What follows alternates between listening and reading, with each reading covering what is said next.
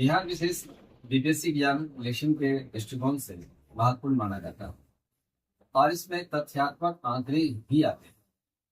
एक समान रूप से बिहार विशेष की हम एपिसोड लेकर चलेंगे। अभी हम फिलहाल इस एक छोटी सी बातों को जो हमारी बिहार की पहचान है इसको लेकर के हम आगे आ रहे हैं। पहला बात देखिए, मैं अमरजीत झा। एक बात है कि मैंने जो चीज भी आप लोगों के पास में रखा है, हमारी प्रयास है कि बीपीएससी 71 को ध्यान में रखकर हम लेकर चले और अभी तक सारे एग्जामिनेशन में भी हमने इसी प्रकार से काम करता रहा है। तो आप इस कार्य का अंजाम तक पहुंचाने में आपकी भी भागीदारी और सहयोग की आवश्यकता है। अब देखिए बिहार विशेष में दिल्ली सल्तनत और मुगल काल के समय में बिहार प्रांत का हमारा अस्तित्व था और दिल्ली सल्तनत का सुल्तान जो थे गयासुद्दीन तुगलक, वो मिथिला राज पर आक्रमण करके मिथिला को दिल्ली सल्तनत में भी मिला दिया। इस प्रकार से ये बिहार दिल्ली प्रांत का हिस्सा बन जाता है।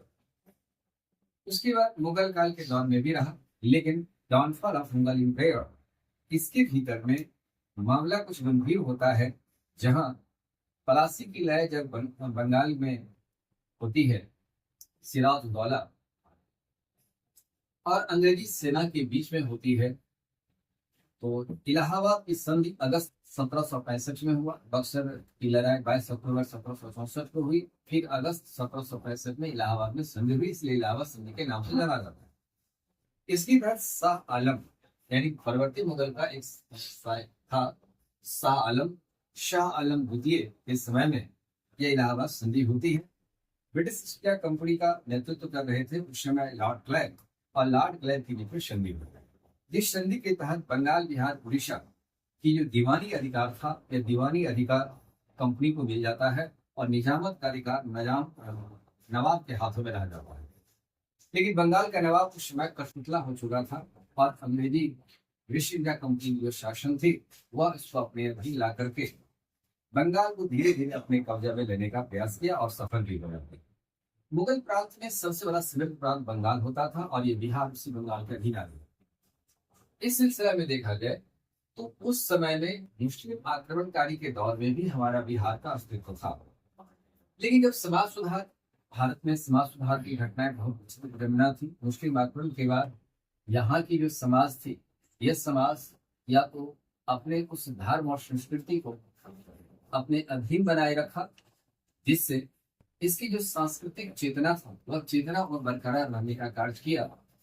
बंगाल में एक ऐसे हिस्सेदारी के रूप में बंगाल का से अलग बिहार नहीं हुआ। लेकिन अब यहाँ एक अगला सिलसिला जो है, जब शाही दरबार का आयोजन हुआ था, तो शाही दरबार 12 दिसंबर 1911 को नई दिल्ली में आयोजित की गई थी। इसमें जॉर्ज पंचम भारत आए थे। 22 मार्च को यह बिहार दिवस हम मनाते हैं। 1 अप्रैल 22 मार्च को यह 1912 को घोषणा की गई, जिसमें बिहार दिवस मनाया जाता है। बिहार दिवस नीतीश कुमार की सरकार द्वारा 2010 से यह परंपरा शुरुआत हुई और बिहार दिवस मनाया जाता है। 1 अप्रैल 1912 को बिहार विधिवत एक राज्य के रूप में उद्घाटित हो जाता है। आजादी की इस लड़ाई में सच्चिदानंद सिन्हा इसकी मुख्य भूमिका थी और महेश नारायण जो बिहार टाइम्स के संपादक थे, इनकी मुख्य भूमिका रही और ये आंदोलन धीरे धीरे पकड़ते हुए बिहार एक प्रांत के रूप में आ जाता है। 1 अप्रैल 1912 को बिहार एक अलग प्रांत के रूप में स्थापित हुआ। इससे पहले समाज सुधार की बात देखें। समाज सुधार में ब्रह्म समाज 1828 में स्थापित हुई है, लेकिन 1868 में यही पटना में आकर के यहाँ के समाज में इंप्रूवमेंट की स्थिति को, जहाँ जरूरत की जो स्थितियां थी, इसको सुधार करने के सामने प्रयास किया। इसके बाद कुछ जातिगत जो सम्मेलन जो आज बिहार में आप देखते हैं कि आप राजनीति में पढ़ते होंगे कि जातिवाद जो बिहार में इतना पैठ बना लिया है, इसका वजह क्या है? इसके बहुत सारे रीजन है, वही अगली टॉपिक हो जाती है। लेकिन सबसे पहले बिहार में कोई जाति में इंप्रूवमेंट हुआ, जाति में एकताबद्ध करने का काम किया, वह कायस्थ सम्मेलन था। और वह कायस्थ सम्मेलन सबसे पहले 1889 में हुआ था। और दूसरा भूमियार जात पर आधारित सम्मेलन हुआ जो 1898 में ये भूमियार जाति की सम्मेलन हुआ था। इससे उस समाज के भीतर में एक चेतना को जागृत किया। ब्रिटिश सरकार की दास्तान से ग्रसित ये बिहार अपनी आर्थिक स्थिति को काफी गंभीरता व जख्मी हो चुका था। चूंकि पूरे भारत की स्थितियां थी। वक्त के प्रवाह में 1 अप्रैल 1936 को बिहार से उड़ीसा अलग हो जाता है। जब 1912 में 1 अप्रैल 1912 को बंगाल से जब अलग हुआ था, तो उसमें बिहार, झारखंड, जिसमें छोटा नागपुर का क्षेत्र उस समय में कहा जाता था, वह क्षेत्र बिहार में मिला था और उड़ीसा मिला था। इसमें मिलाकर के बिहार बना। लेकिन 1 अप्रैल 1936 को बिहार से उड़ीसा को अलग कर दिया गया। यहाँ एक जीएस का क्वेश्चन ही बनता है कि बिहार समुद्र से कब अलग हुआ? 1 अप्रैल 1936, क्योंकि उड़ीसा उससे अलग हो जाता है। फिर इसकी कालांतर के विभाजन में 15 नवंबर 2000 को केंद्र में जब भारत का प्रधानमंत्री अटल बिहारी वाजपेयी थे, उन्हीं की सरकार के रीजन में 15 नवंबर बिरसा मुंडा के जन्म दिवस के अवसर पर बिहार से झारखंड 18 जिला को निकाल करके झारखंड राज्य बनाया गया। राज्य पुनर्गठन 1956 में हुआ। इसकी सीमा निर्धारण हुआ। बिहार का कुछ क्षेत्र बंगाल को दिया गया। प्रमंडल 9, जिला 38, अनुमंडल 101 और प्रखंड 534 अभी वर्तमान बिहार देश में है। ये वर्तमान बिहार का इस ज्योग्राफी के भीतर यह स्थितियां है, जिसमें प्रमंडल 9, जिला 38, अनुमंडल 101, प्रखंड 534। जनगणना 2011, अभी तक 2021 की जनगणना प्रकाशित पूर्णतः नहीं हुई। जनगणना 2011 के आंकड़े भी एक महत्वपूर्ण मुद्दा बन जाता है, इसलिए मैं 2011 की जनगणना का ही आंकड़ा का आधार दिया है। जनगणना 2011 में आबादी 10,40,99,452 ये बिहार की कुल आबादी थी, जो कि अभी वर्तमान में 13 करोड़ के आसपास बिहार की आबादी मानी जा रही है। जनसंख्या घनत्व भारत का सबसे अधिक जनसंख्या घनत्व बिहार में है, जो 1106 व्यक्ति प्रति वर्ग किलोमीटर में बिहार में रह रहा है। लिंगानुपात 2001 में 1000 पुरुष पर 919 महिलाएं थी, लेकिन 2011 में एक घट करके 1000 पुरुष पर 918 ये लिंगानुपात हो चुकी है। साक्षरता दर 2011 की जनगणना का आधार पर 61.8% है। इसमें पुरुष साक्षरता 71.21% है और महिला साक्षरता 51.51% है।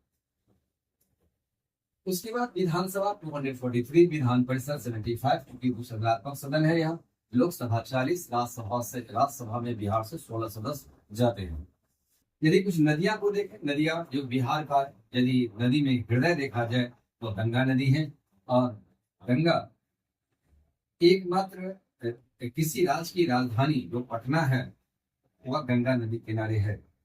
नदी उद्गम स्थल यहाँ थोड़ा सा एक सारांश में दे दिए हैं। गंगा गंगोत्री उत्तराखंड से ये निकलती है और बंगाल की खाड़ी में गिरती है। सरयू नामपा नेपाल, गंडक मानकगोट और भूटान नेपाल तिब्बत की सीमा से निकलती है। उसके बाद बूढ़ी गंडक सोमेश्वर श्रेणी पश्चिम भाग से निकलती है। बागमती महाभारत श्रेणी नेपाल से निकलती है। उसी सप्तकोशी नेपाल से निकलती है। इसका उद्गम स्थल है। बिहार का शोण कोशी नदी को कहा जाता है। सोन अमरकंटक से निकलती है। पुनपुन छत्तीसगढ़ के पठारी भाग से निकलती है। वहीं कर्मनाशा विंध्याचल पहाड़ी से निकलती है। अजय पटपार से निकलती है।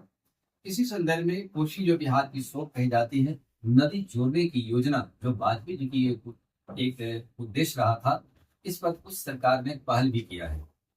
केंद्र सरकार ने 2019 में एक योजना दिया, कोसी मेची परियोजना, जो कि 2019 में केंद्र सरकार ने इसे स्वीकृति दिया और इसके तहत नदी जोड़ने की योजना अभी कार्य चल रही है। यदि योजना सफल हो जाती है तो बिहार को बाढ़ से और सुखाड़ से मुक्ति मिल सकती है, क्योंकि बिहार का 70 जिला बाढ़ से प्रभावित हो जाती है। अब बिहार प्रतीक के रूप में देखें, 16 अप्रैल 2013 को बिहार के मुख्यमंत्री नीतीश कुमार ने बिहार प्रतीक के रूप में कुछ घोषित व्यवस्थाएं किया। जिस प्रकार से घोषित है, राष्ट्र के पक्षी गोरैया, राष्ट्र के वृक्ष पीपल, राष्ट्र के पुष्प गेंदा। ये उत्तरी और दक्षिण अमेरिका से गेंदा चला और ये पूरे भारत में भी फैल गया है। गेंदा चूंकि बिहार के हर आंगन और प्रांगण में भी आता है, हर समय में अब उपलब्ध हो रहा है। बिहार का राष्ट्रीय चिन्ह बोधि वृक्ष, राज्य की खेल कबड्डी, राज्य की पशु बैल, राज्य की मछली देसी मांगुर, यह बीच में बिहार प्रतीक के रूप में जाना जाता है। फिर अब किसी दूसरी भाग के साथ हम इसे और भी आगे ले चलेंगे, लेकिन फिलहाल अभी आप एक चीज की जवाब देंगे। केंद्र सरकार ने 2000 में नदी जोड़ो योजना बिहार में कौन सी लाई है, उस योजना का नाम बताइए। अच्छा, बिहार का कितना जिला बाढ़ से प्रभावित है? बिहार का राजकीय पक्षी क्या है? गोरैया आप लोग को गाँव में दिखाई पड़ती है, लेकिन वातावरण के प्रदूषण के बढ़ते हुए कारण ये गोरैया धीरे धीरे खत्म होती जा रही है। जो हर आंगन और प्रांगण में ये दिखाई पड़ती थी। राजकीय पशु गाय, राजकीय मछली, राजकीय पुष्प।